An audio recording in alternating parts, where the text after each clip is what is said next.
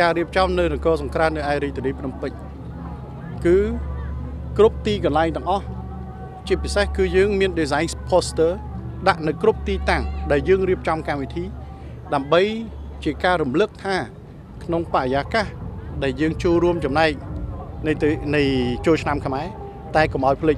ទៅដល់វីរៈកងកម្លាំងក៏ដូចជាជនភៀសសឹករបស់យើង design poster មួយនៅគ្រប់ទិសទីមកដើម្បីឲ្យរំលឹកដល់ចាំដល់ឪពុកគាត់ហើយ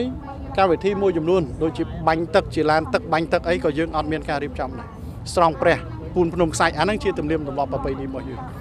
concert ក៏យើងអត់រៀបចំដែរវិស័យឯកជនគាត់អ្នករៀបចំក្រៅពីនឹងថែមទៀតអ្វីដែលយើងនឹងរៀបចំគឺគ្រប់ចំណូលទាំងអស់ដែលចេញមកពីផលិតផលរបស់នគរសង្គ្រាមដែលសសយករៀបចំគឺចំណូលទាំងអស់គឺនឹងបែងចែកទៅឯជួរមុខ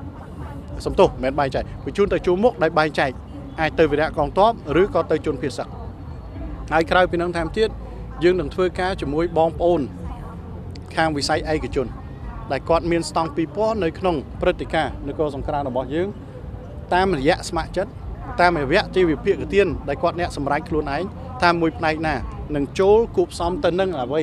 ដែលជាផលិតផលរបស់យើងនេះគឺដើម្បីជួយទៅដល់បងប្អូនជនភៀសសឹកនិងជួរមុខរបស់យើងអញ្ចឹងអានេះគឺខ្ញុំសូមជម្រាបជូនថាពួកខ្ញុំមិនបានភ្លេចទៅលើកងកម្លាំងរបស់យើងដែលកំពុងតែឈរជើងនៅជួរមុខនោះទេយើងក៏មិនបានភ្លេចតែនឹងអ្វីដែលជាទុក្ខធរៈនិង